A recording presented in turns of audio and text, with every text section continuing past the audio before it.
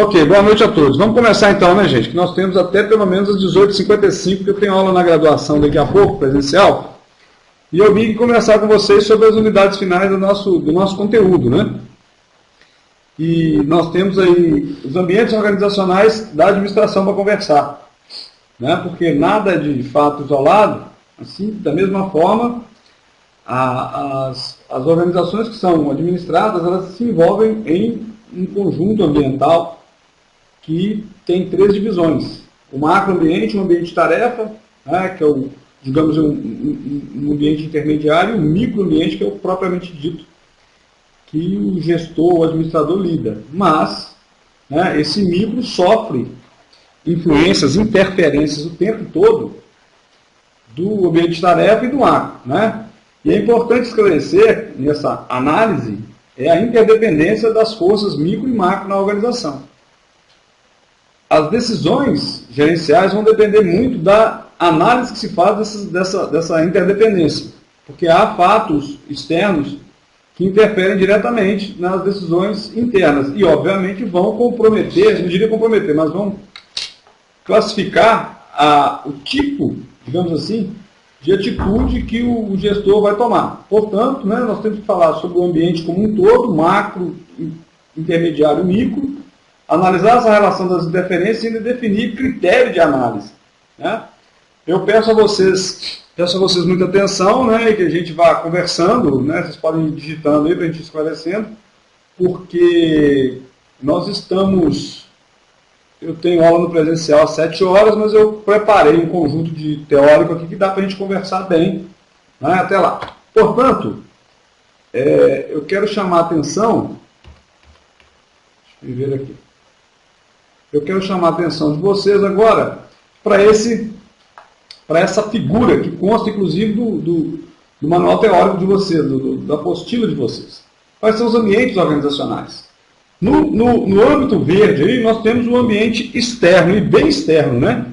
São decisões econômicas, estruturas tecnológicas, decisões políticas, questões culturais, que envolvem todo o contexto da administração, né? Questões demográficas, legais, sociais, enfim. É mais seguro que as decisões sejam tomadas analisando esse conjunto de variáveis. Obviamente, não são todas as variáveis que simultaneamente estarão interferindo dentro da organização, mas certamente uma ou outra ou mais estarão interferindo. Por exemplo, né, como é que um determinado de empresa pode sofrer com decisões econômicas? Observe que, conforme a decisão que o Donald Trump toma em relação aos ataques, às investidas do ditador norte-coreano em relação a treinamento de guerra, isso pode implicar em mudanças no processo de importação e exportação das empresas como um todo, em vários locais, não só aqui, mas em vários locais, né? Isso quer dizer que parece que é uma coisa que está totalmente longe da gente, mas que, conforme o que for decidido, vem em uma determinada escala regional até atingir a gente, né? Há ambientes de natureza, há variáveis de natureza política, por exemplo. O momento de instabilidade política e institucional e econômica que a gente vive também coloca um freio nas decisões empresariais, porque, né, não se tem muita certeza, tá? E assim tem outras questões também de natureza cultural, por exemplo, né? Observa-se hoje em dia, por exemplo, que as pessoas estão cuidando muito da saúde, por exemplo, né? Tornou-se cultural as pessoas estarem fazendo caminhadas, frequentando mais as academias e tudo, enfim. As empresas que lidam com negócios desta área ou relacionadas a essa área têm que levar em consideração essa atitude cultural, esse comportamento atual para tomar suas decisões, né? Há variáveis demográficas. Conforme o local que você vai abrir um determinado negócio, é preciso ver se a estrutura demográfica permite que isso aconteça, né? Há variáveis legais, principalmente variáveis tributárias no âmbito legal. Dependendo do tipo de negócio, o peso tributário pode ser muito grande. Enfim, há variáveis sociais, né? Enfim, tudo isso é preciso ser compreendido na estrutura, no conhecimento, na atitude do gestor. Principalmente quando se falar de planejamento estratégico, né? Porque a estratégia depende muito da análise que se faz do ambiente interno e externo. Bom, e aí na faixa azul, né, no círculo azul, que temos o microambiente, né, que é um ambiente, chama-se micro, que é aquele ambiente do negócio próprio da empresa. Os concorrentes próprios, portanto, se é uma empresa, digamos, da área de medicamentos, né, a farmácia, são os concorrentes próprios da área da farmácia, são os fornecedores próprios, são os clientes próprios, as agências que regulam, não, no caso das farmácias Anvisa, enfim, né? Esse microambiente é aquele ambiente em que encontram-se os atores do negócio. Portanto, se é uma empresa que mexe com entretenimento digital, vão encontrar os concorrentes de entretenimento digital. Se é uma empresa que mexe com entretenimento noturno, né? Digamos, uma boate, casa de festas, enfim, vão encontrar os clientes. Aí, nesse microambiente, as empresas têm que estar atentas, né? Porque vai estar lidando com aqueles atores próprios do negócio, do tipo de negócio que ela lida. E aí na faixa, no círculo central, amarelo, está a organização. Então, assim, essa figura ela é bem categórica, né, ao demonstrar que a organização já tem os seus ambientes internos, né, conforme a gente vem discutindo ao longo do semestre, em chat, tudo, né? A organização já tem as suas questões internas. Quais sejam, lembram? As suas 4 grandes áreas? Financeira, recursos humanos, produção e vendas. Que funcionam numa espiral. Tá? Uma espiral. Portanto, esse aí já é um pequeno ambiente da organização com o qual o gestor tem que lidar. Sofre influência esse ambiente organizacional do microambiente e também do macroambiente. Portanto, né, a administração não é não é um conjunto de habilidades e competências que se restringem a um ou outro ambiente. Pelo contrário, é um conjunto de competências que devem estar interagindo simultaneamente, fazendo uma leitura simultânea. Daí toda uma preparação teórica que a gente tem, a preocupação com a formação de vocês, porque administrar não é simplesmente tocar o negócio para frente, não. Tem um conjunto de variáveis que tem que ser analisados para que as decisões sejam bem calibradas e consiga-se o êxito nas ações empresariais. Bom, esse macroambiente, portanto, conforme a gente foi conversando, vocês estão vendo meus slides aí, então, né? Responde, por favor, aí. Ou o gato comeu o dedo de vocês. Estão vendo os slides? Beleza. Então tá. Valeu, Matheus. Valeu, Ian. Muito bem. Ok, Kalíkia. O seu nome, eu não esqueça, né, que é um nome bem assim, diferente e bem soante. Bom, mas enfim, o macroambiente, portanto, é composto, né, por essas 7 variáveis aí, né, que eu expliquei recentemente, ainda há pouco, né? O legal e o político, o ambiente internacional, decisões tecnológicas, decisões econômicas, sociais, ambientais, naturais, culturais. Você vê assim, em relação, por exemplo, ao fator ambiental. Nós todos acompanhamos aqui, em Minas Gerais, fazendo exatamente 2 anos, praticamente, daquele desastre ambiental que ocorreu em Mariana. Tá? Vocês vejam que muitas empresas que estavam no curso dos rios que foram atingidos, desde Mariana até o Espírito Santo, tá? Muitas empresas foram atingidas e é um fator quase que incontrolável.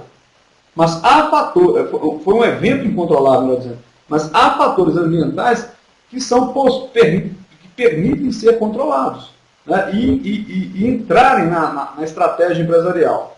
Por exemplo, é muito observado hoje em dia como as empresas descartam, né, os seus dejetos, né, aquelas coisas que não sobram mais, embalagens, lixo, essa coisa toda. Esse comportamento da empresa pode agregar ou não para ela. Vai depender da forma como ela faz isso e a percepção de clientes, fornecedores, reguladores de mercado estarem percebendo isso. Isso pode se tornar até uma atitude, vamos dizer assim, de marketing, embora a gente saiba que é uma atitude de consciência ambiental. Dentre outros fatores, as relações internas, a forma de tratamento, o respeito às legislações trabalhistas, as regulações sociais, enfim. Esse macroambiente ele pesa, né, consideravelmente, sempre sobre a empresa. Então, é um conjunto de fatores que tem que estar atento a ele, porque, em sua maioria, ou melhor dizer, todos, né, devido à dinâmica social e econômica, implicam em decisões, em situações que escapam ao controle da empresa. Portanto, o gestor tem que estar atento a essas questões que estão acontecendo. E como é que se fica atento a isso? Ora, você tem que ter um gestor, um administrador que, além de estar, digamos assim, preparado do ponto de vista intelectual, que ele também seja uma pessoa que esteja inteirada, né? Esteja informada, esteja acessando meios de informação corretos, jornais, revistas, livros, se possível até uma revista propriamente da área em que ele está atuando, né? Porque os artigos, informações vão caindo assim, e ele vai lendo, né? Bom, e aí na sequência, a gente vê aí também uma figura que consta aí da apostila de vocês, que fala sobre o efeito da tecnologia na gestão das organizações. Né? E aí nós temos de um lado os clientes, do outro lado os fornecedores, no bloco superior os diretores, que emitem relatórios e recebem relatórios. Né? Na coluna do lado esquerdo, em azul, tem venda e distribuição, apoio a serviços, do lado direito, finanças e contabilidade, manufatura, produção, né? Gerenciamento de materiais, gerenciamento de recursos humanos, e enfim. Tudo isso, antes do advento dos recursos de informática que nós temos hoje, há cerca de 20, 30 anos atrás, era tudo muito difícil de se controlar de uma forma sistêmica, de uma forma conjunta. Porque era muito relatório, era muito papel, demorava-se a se juntar, sistematizar tudo isso. Hoje, com os recursos de tecnologia que nós temos, como este, por exemplo, que nós estamos conversando aqui, agora, né, é bem possível, não só à distância, mas sobretudo e muito principalmente dentro das organizações, você ter um sistema no qual convergem todas as informações, né, das empresas. Observem que muitas empresas, se vocês pararem para analisar com calma, com o avanço tecnológico, muitas empresas que não se atualizam, ou elas perdem ou somem do mercado. Tá? O efeito tecnologia nos últimos 20 anos foi devastador para muitas empresas. Ele jogou muitas empresas que conseguiram acompanhar o processo de modernização tecnológica. Ele jogou muitas empresas lá em cima, como também detonou muitas empresas que não conseguiram fazer a sua atualização.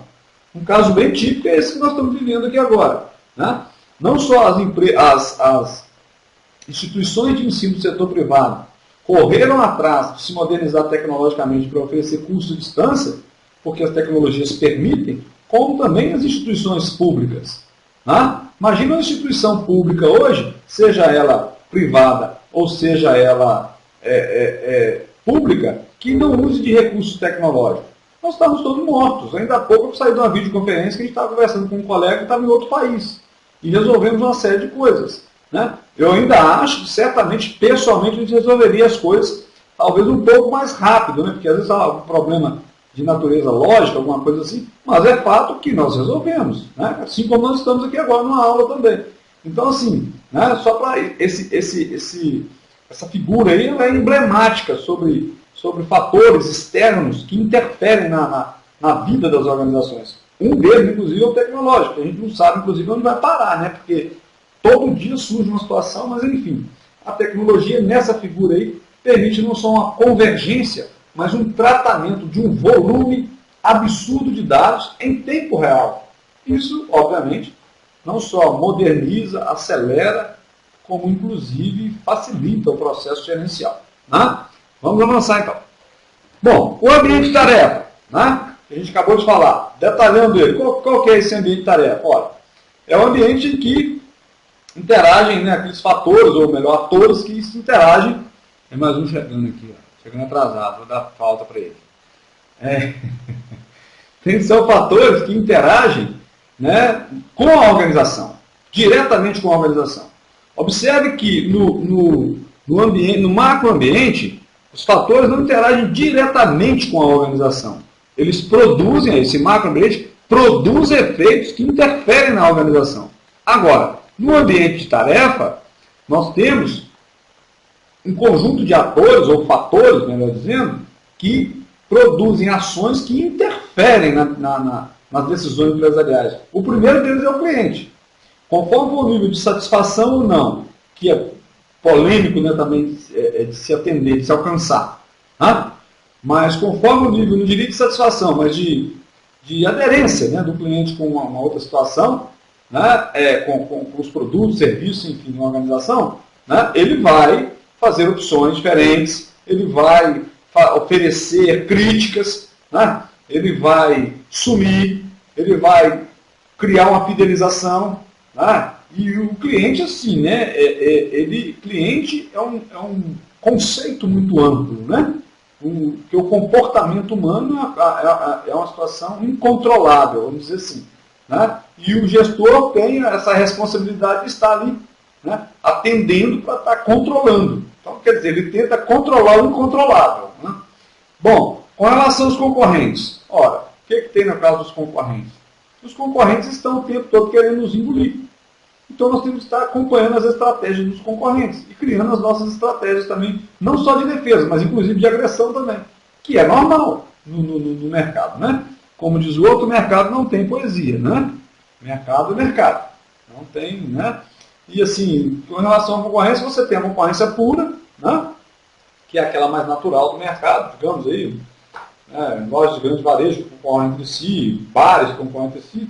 Tem o monopólio, né, quando uma determinada marca, um determinado produto toma conta de uma fatia do mercado. Né? Tem o oligopólio, quando um conjunto de marcas, né, de, sei lá, bebidas alcoólicas, marca de veículos, né, tomam conta de mercado. E tem a concorrência monopolista, que é aquela em que alguns concorrem cá embaixo, empresas pequenas, digamos, no varejo, né, empresas de varejo concorrem cá embaixo, né? E tem empresas de grande varejo que concorrem lá no alto. Então não existe uma concorrência entre todos, existe uma concorrência fatiada. Pequenos concorrem com pequenos e grandes concorrem com grandes. Mas enfim, né? As atitudes que eles tomam interferem, né? Porque entre os pequenos, qualquer atitude em relação ao cliente, um produto a mais, a menos, uma atitude a mais, não vai interferir nos pequenos. Mas quando os grandes oferecem preços menores, né, para os mesmos produtos, acabam interferindo também nos pequenos. Né? Isso é só uma questão teórica que é bom de ficar atento a isso. Com relação às agências reguladoras, ora, falei no caso da farmácia, dentre outros produtos, né? A agência tem a agência de vigilância sanitária, por exemplo, né? Que lida com produtos que as pessoas consomem, uma série de coisas. E dentre outras agências que regulam serviços de telefonia, dentre tantas outras coisas, né? Determinam normas que devem ser observadas, né? A norma não é observada, o que acontece? Reclamação na agência reguladora. A agência vem para cima da empresa, que é natural. Tem grupos de interesse especial. Tá? Há empresas que lidam com situações que precisam observar esses grupos de interesse. Quer um exemplo? Tá? Um grupo de interesse especial, grupo de idosos. Um grupo de interesse especial, estudantes. Tá? Dentre outros grupos que aparecem. Né? São grupos que não são diretamente clientes, mas que interferem, tomam atitudes, tomam decisões que podem interferir na conduta e nas estratégias e decisões empresariais. E o outro grupo que tem do ambiente de tarefa são os fornecedores. Né? Esses aí, inclusive, precisam ser desenvolvidos com relação a prazo de venda, prazo de entrega, valores de entrega, custo, volume e lucro, vocês vão estudar em contabilidade isso ainda, conforme o tamanho da compra, né, qual o abatimento que pode ser dado, qual que é a estrutura de logística para a entrega. Esse aí tem que ficar atento a ele também para que a empresa não fique desabastecida. Ou melhor, é importante criar uma relação de desenvolvimento de fornecedor para estar sempre sendo abastecido e não faltar ao cliente. Porque se o meu fornecedor me compromete, eu vou ter que arrumar justificativa com o meu cliente e, obviamente, ele não vai aceitar a justificativa.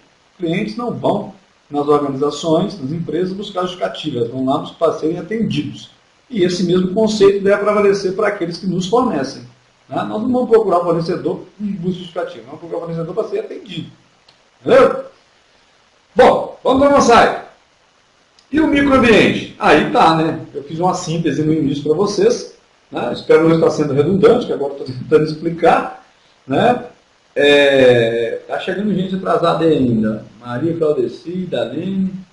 Ei, gente, que chega atrasada. Bom, em relação ao microambiente, que é aquele ambiente, digamos assim, que é um ambiente de maior discricionariedade. É um ambiente em que o gestor tem mais capacidade de decisão, em que ele atua direto, em que ele, né, se envolve direto. é a estrutura organizacional da empresa como um todo. Né? Falando de estrutura, nós estamos falando de quê? Não só de estrutura física, né? Não só de estrutura logística interna, não. Inclusive da cultura organizacional. Todas as empresas têm a sua cultura. Né? Há culturas que se repetem num determinado ambiente de negócio, vamos dizer assim. Né? Benício, o trabalho não liberou não, né? Sei. Mas há culturas aqui que se repetem em várias empresas, que é o do mesmo negócio, por exemplo, negócio de com sorveteria, né? Restaurantes, supermercados, enfim. Mas dentro de cada empresa, os trabalhadores criam, vamos dizer assim, condutas, comportamentos, palavras, ações, forma de relacionamento que são próprios daquele local. Então, quando a gente fala de estrutura organizacional, é inclusive sobre uma leitura da cultura que se vive naquele momento.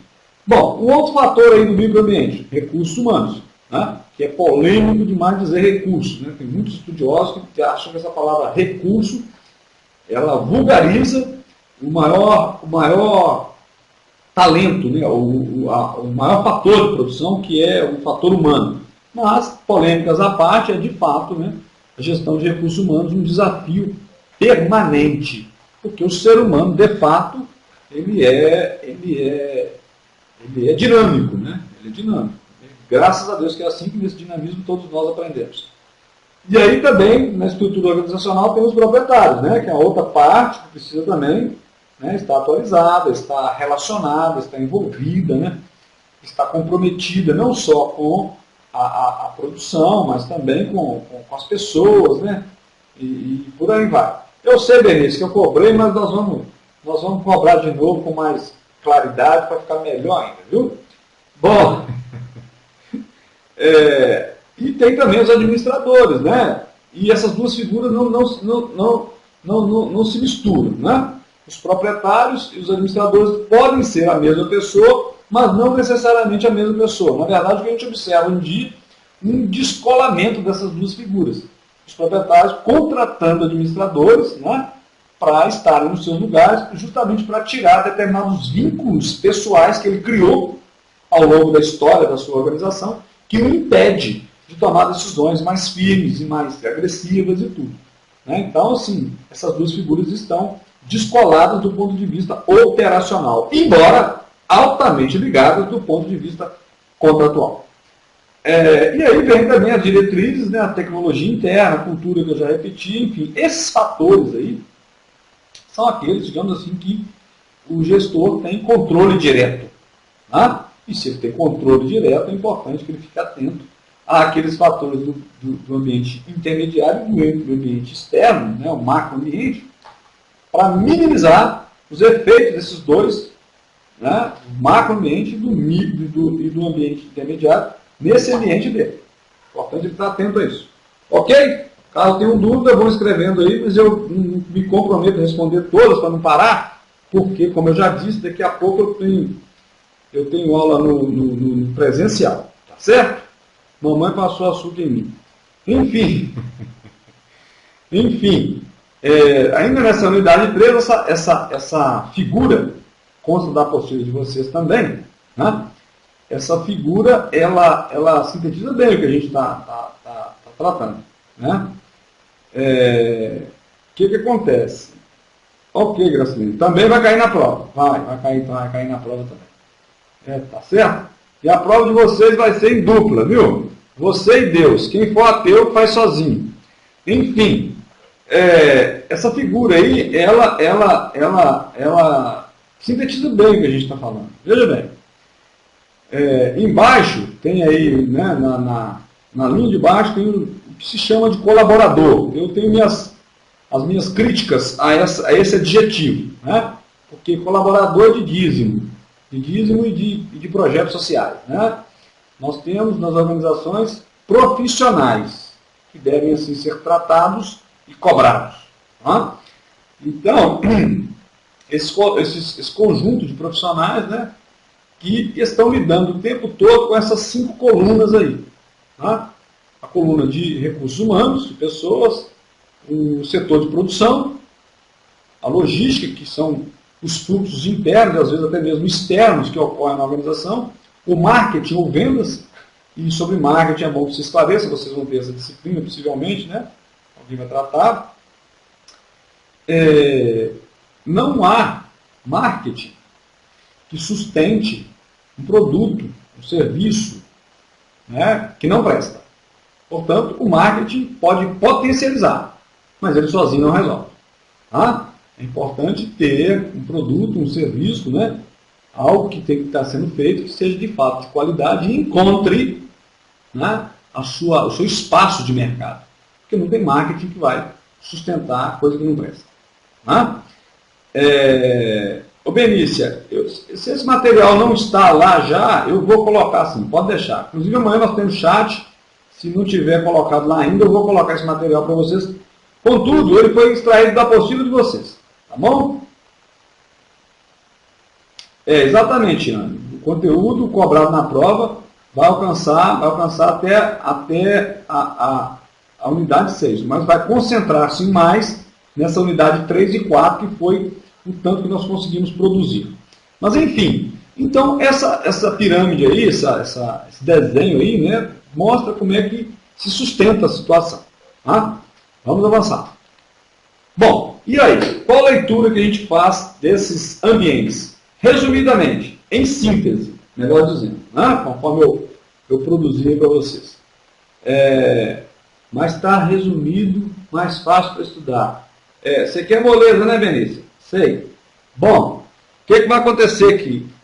Então nós temos, né, de uma forma, podemos dizer até que hierárquica, né, o ambiente geral, com forças políticas, sociais, econômicas, legais e tecnológicas, que é um ambiente amplo, né, que mais nos afeta do que nós o afetamos. Tem o ambiente operacional, né, o ambiente tarefa, que são o ambiente próprio do negócio, né, que a gente está estudando, né, aquele ambiente aquele ambiente no qual constam as relações entre aqueles atores do negócio, né, os clientes de um determinado produto ou mercadoria, os fornecedores de um determinado produto ou mercadoria, a mão de obra, efeitos internacionais, enfim. E esses aí também declina efeitos sobre o ambiente interno, que é esse que a gente acabou de falar, né? As características organizacionais, aspectos de marketing, financeiro, pessoal, enfim. Vejam o tamanho da encrenca que vocês estão buscando. Administrar não é o umbigo, pelo contrário. Né? E não é também só o corpo, são diversos corpos que precisam ser lidos, entendidos simultaneamente. Bom, e aí, né? Vou ver se eu acho aqui mais um fator para a gente falar. Na unidade 4, processo administrativo integrado. O que é isso? Aqui nós fazemos um detalhamento da integração dos diversos fatores de organização no planejamento estratégico. Tá? E aí nós temos que definir os objetivos, estratégia, organização e alocação de recursos, liderança na execução, mais um atrasado chegando, e mecanismos de controle. Que temos então? O que é estratégia? Ora, nós já conversamos um pouco sobre isso, mas a estratégia basicamente é o modelo que considera metas. Você não consegue êxito se você não definir metas. E a estratégia vai ser justamente as atitudes, processos, recursos humanos, materiais, físicos, que você vai usar para alcançar essas metas. Né? Essas metas como como desempenho, desenvolvimento e desenvolvimento individual, por meio do envolvimento de todos os níveis administrativos. Vocês lembram dos níveis administrativos? O operacional, o tático e o estratégico. Né? Então, assim, ô Maria Claudeci, a prova será como a primeira, questões abertas e fechadas, tá?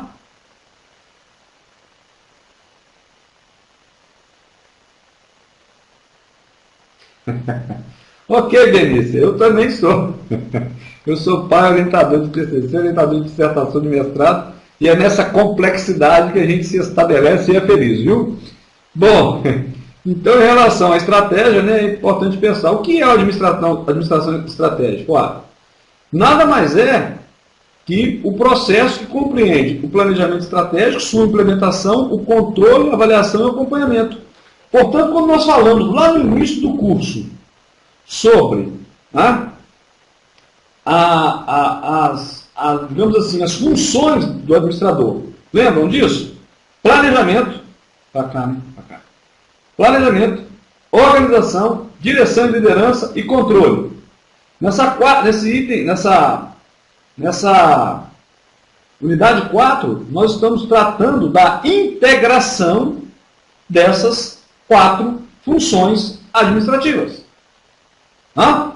Portanto, quando nós tratamos de forma integrada essas 4 funções, nós estamos falando de processo administrativo integrado. Certo? E estamos falando de administração estratégica. Portanto, o planejamento é o quê? Uma ferramenta para analisar o ambiente externo e interno, reafirmar a missão da organização, coletar dados e transformar tudo isso em informações para definir planos de ação.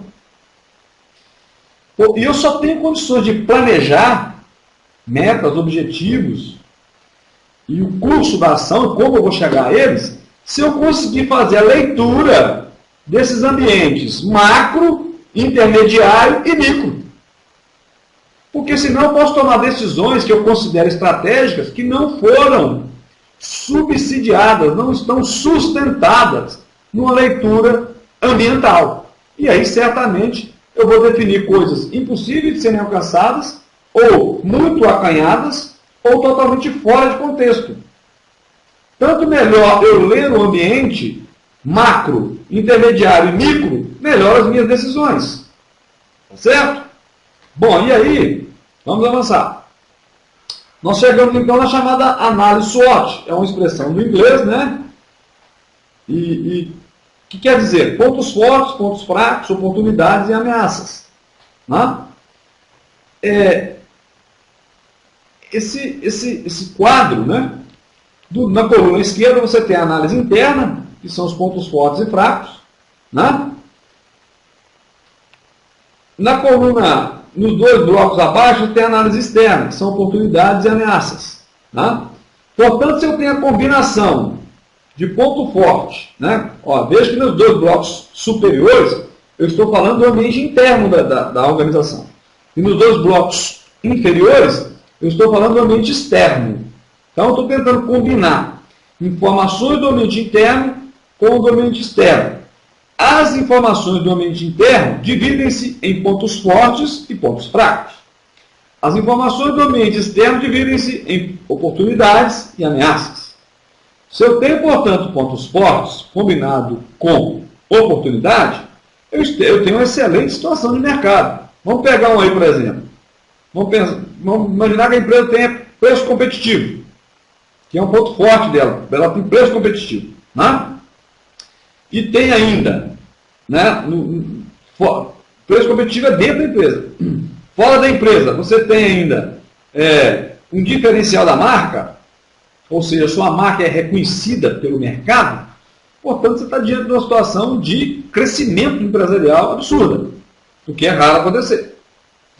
Só para casos bem específicos, marcas bem específicas e preços bem específicos. Agora, se você tem, por exemplo, um ponto forte combinado com uma ameaça, por exemplo, você tem preço competitivo, mas tem uma ameaça que é a concorrência, que é muito grande.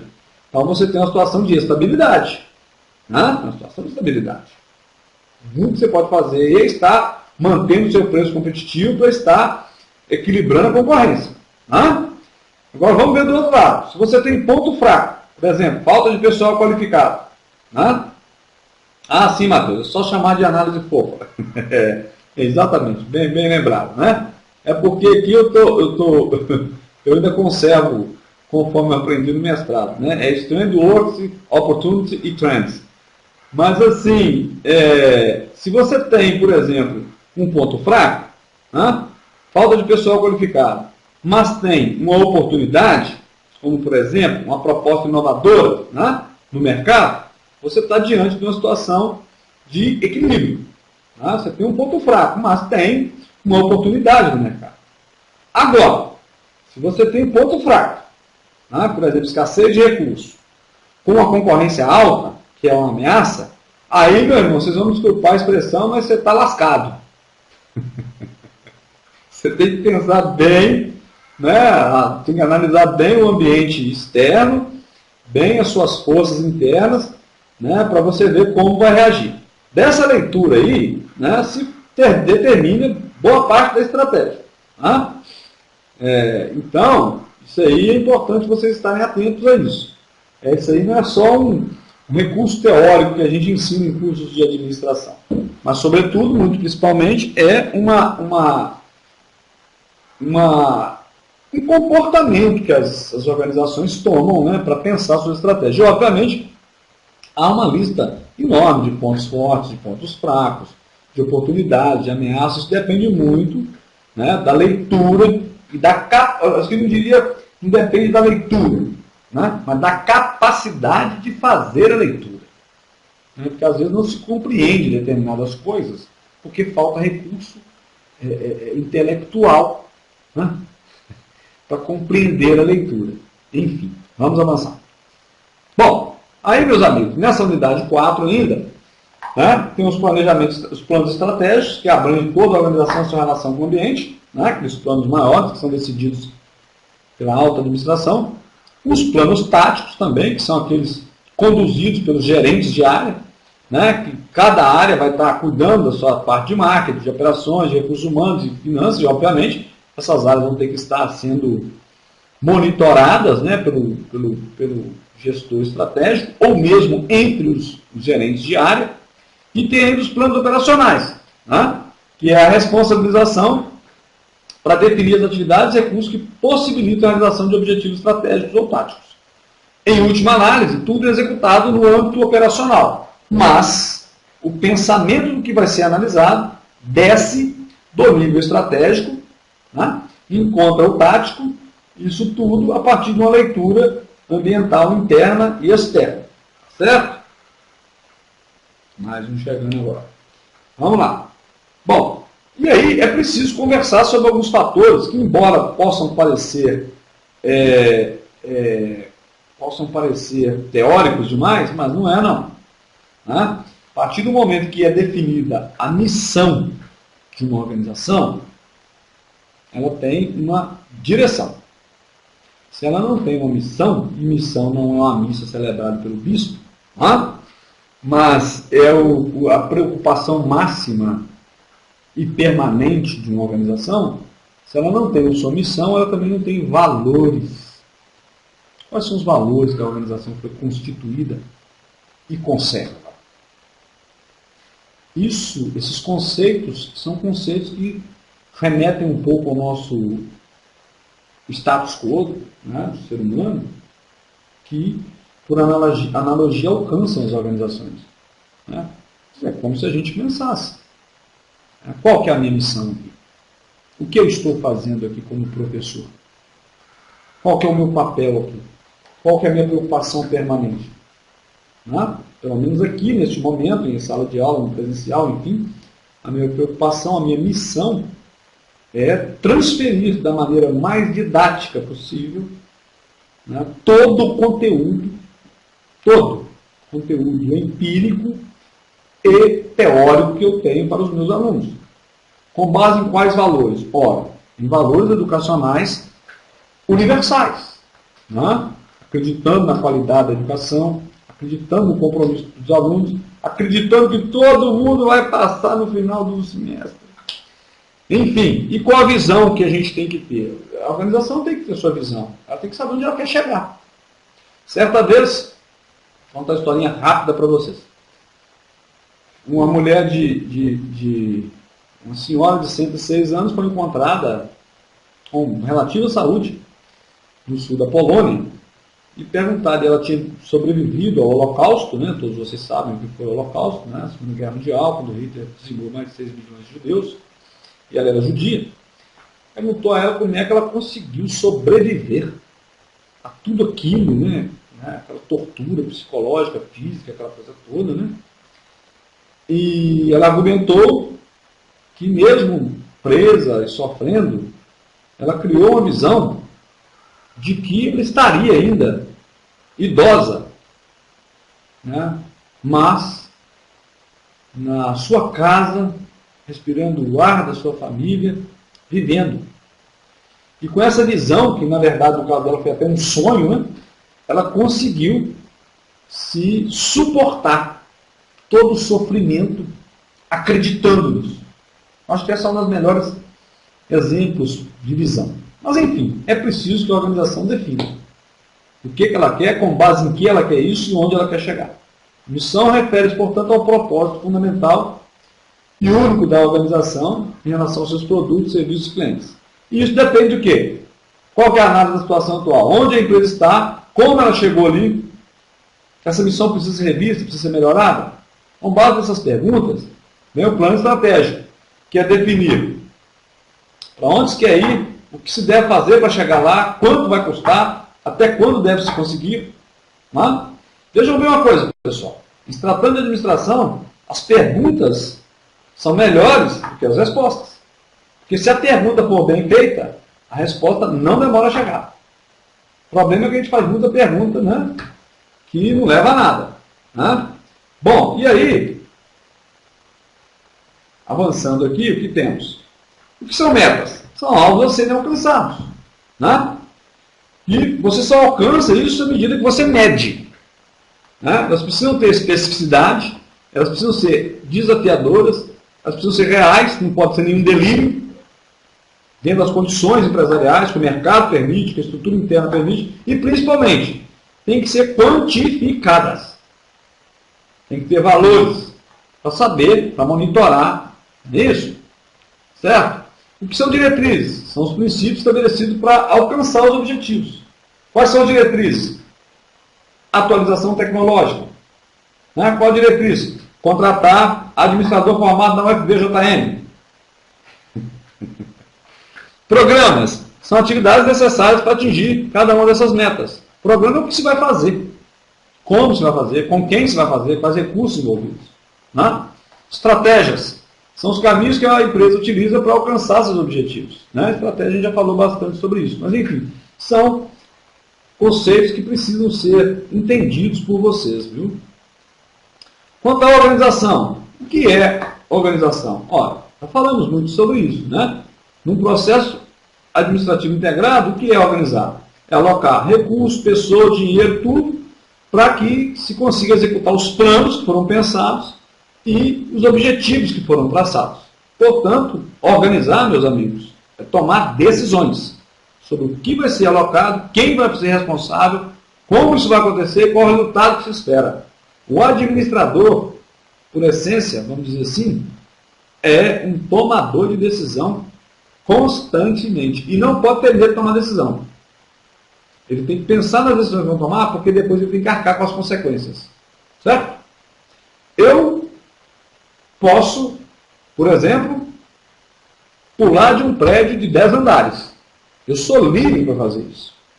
Só que eu tenho que saber que eu vou ter que arcar com as consequências da minha queda. Se sobrar consequência para eu arcar. Não é isso? O administrador da mesma forma. Ele toma decisões o tempo todo. Ele tem que tomar decisões. Os administrados esperam que ele decida, que ele tome atitude. Tá bom? Bom, vamos avançar aqui. Ainda na organização que nós temos a análise dos objetivos, a divisão do trabalho, né? Você divide o trabalho para quê? Para atribuir, definir responsabilidade e definir autoridade. Tá? E a partir disso você tem um desenho da estrutura organizacional. Quem é quem manda em quem faz o quê. E observe que a autoridade implica na responsabilidade, mas a responsabilidade não implica necessariamente na autoridade. Ou seja, quem manda tem a responsabilidade de ver quem foi mandado executar, mas quem executa tem só a responsabilidade de fazer, não necessariamente de mandar. Certo?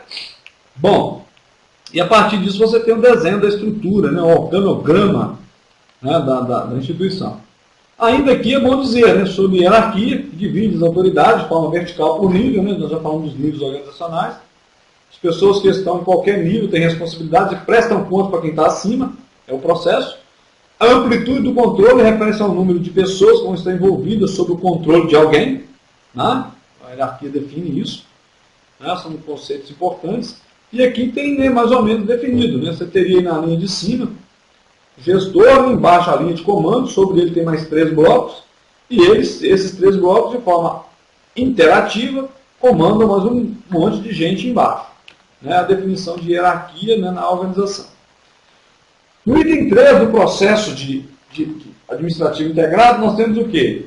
Né? A liderança, que é algo muito importante para se falar. Para liderar o quê? É integrar as pessoas. É preciso mais que autoridade constituída. É preciso liderança, né? Integrar pessoas de liderança.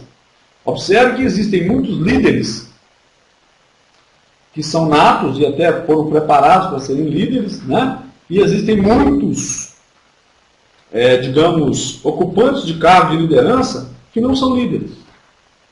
A liderança, ela implica não só em conhecimentos, né?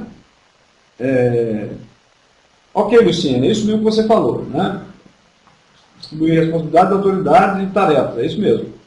Mas a liderança, ela implica não só em conhecimento empírico e mesmo teórico, mas inclusive em carisma, em empatia, em envolvimento, em compromisso. O líder é o primeiro a chegar e o último a sair. O líder está envolvido com tudo e com todos.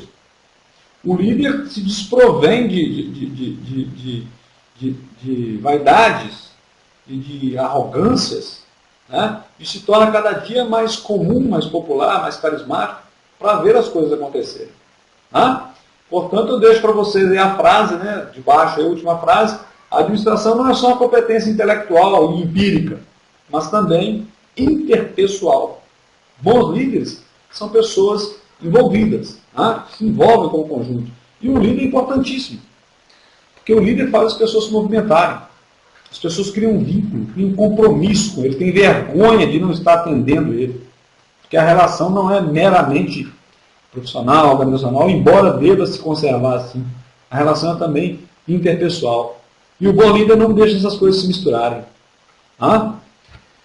Bom, ainda sobre liderança, né? Quais são as competências dos administradores quanto à liderança? Tá?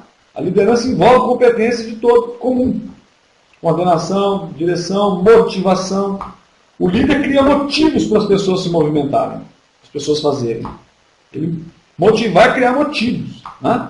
Ele é bom comunicador, ele fala com transparência, com clareza, ele não fica divagando nas dúvidas, ele não fica jogando as pessoas contra as outras, enfim. Né? Ele é muito claro nas atitudes dele. E principalmente ele participa. Né? Ele participa lá no nível operacional, quando for preciso, como também está lá no nível estratégico, lendo documentos, relacionando com outras autoridades, relacionando com outros empresários, vivendo o mercado. Portanto, o líder é líder porque ele tem um conjunto de fatores que o caracterizam, que o notabilizam, que o credenciam como tal. Não? Ele é reconhecido, ele não é imposto. Bom, e os estilos de liderança que nós temos neles? A classificação teórica básica, né? O autocrático, que é o autoritário, né? O democrático, que é aquele que envolve todos, e o laissez-faire, que é uma expressão do francês que quer dizer que ele deixa a coisa muito solta, relativamente avacalhada. Né? E assim, das três, vocês vão me dizer assim, qual que é a melhor? Né? Estou para dizer para vocês que, dependendo do contexto, o líder tem que saber, tem que envolver essas três classificações. E tem que saber em que momento agir. Porque ser líder envolvido não quer dizer perda de autoridade. Pelo contrário.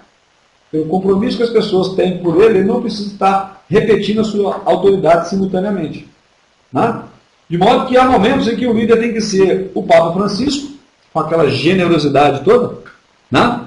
Ou o Capitão Nascimento, com um canhão na mão para fuzilar alguém. Mas ele precisa, né, ter atitudes que conservem a sua autoridade sem ser autoritário e também conservem o seu envolvimento sem ser laissez-faire, sem ser bagunçado. E tem também a classificação empírica, né?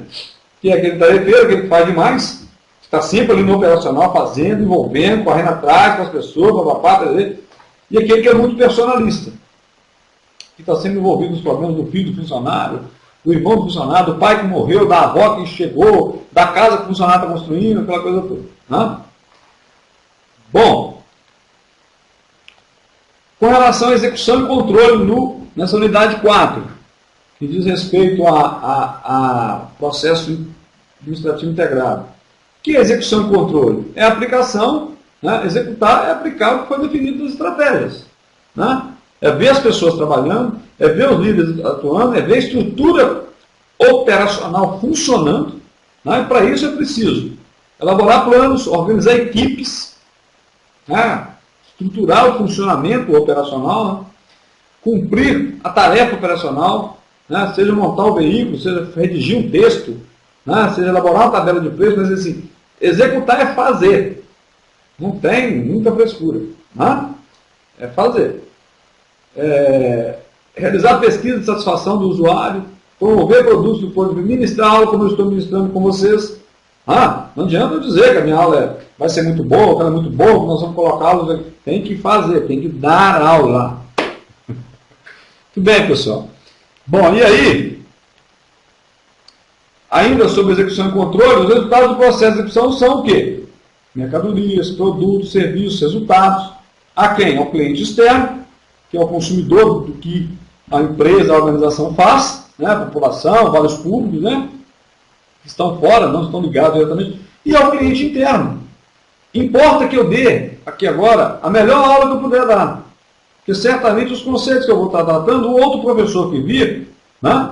Embora sejam conteúdos diferentes, eles vão de alguma maneira se integrar. Se eu faço isso bem feito, eu facilito a vida dele. E ele, por consequência, para outros. E todos fazendo, facilitam a vida da coordenação, da universidade, e nessa facilitação o maior beneficiado é o cliente externo, que são vocês.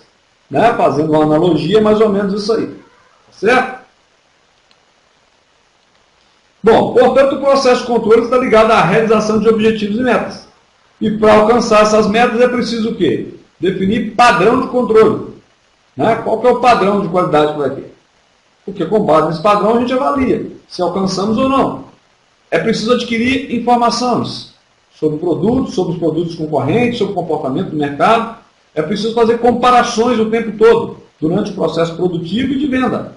Porque se tiver alguma coisa errada, a gente pode fazer uma ação corretiva durante o processo. Né? Não podemos corrigir depois que o processo acontecer, porque depois que ele aconteceu não tem como voltar mais atrás. A correção tem que ser permanente. Né? E isso dos 3 níveis organizacionais. Tudo que eu falei nos 3 níveis organizacionais, o tempo todo. Né? Bom, e como é que esse processo acontece? É uma questão cíclica. Né?